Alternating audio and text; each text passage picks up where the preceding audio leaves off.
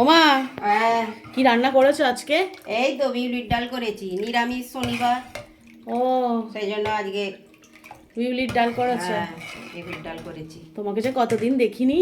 হ্যাঁ, তুমি তো ছিলে না, শ্বশুর বাড়ি গিয়েছিলে আচ্ছা, অনেক দিনই। আর এটা কি গো মা? শাশুড়ি মার জন্মদিন পালন হলো, আর কত কি ঠাকুর ভাসান হলো, বিজয়া হলো, সব হলো, তারপরে মায়ের কাছে এই সকালে এলে। তোমায় কিন্তু খুব মিস করছি। হ্যাঁ, এটা পাঁপড়ের তরকারি করেছি, নিরামিষ আলু দিয়ে পাঁপড় দিয়ে ও, শুধু আমার তো তরকারি। এটা খুবই প্রিয়, খুব ভাল লাগে খেতে। হুম। কিন্তু তুমি এর সাথে মুগের ডাল করতে পারতে।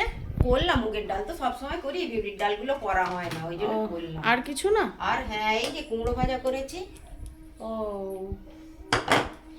আর আর এই যে আমসত্ত্ব আর খেজুর দিয়ে চাটনি করেছি। ও, টমেটো টমেটো কিছু দাও না না, কিচ্ছু দিইনি।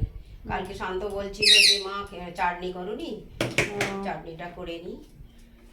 আর আর কি, আর সকলকে জানাই আমার বিজয়ার শুভেচ্ছা।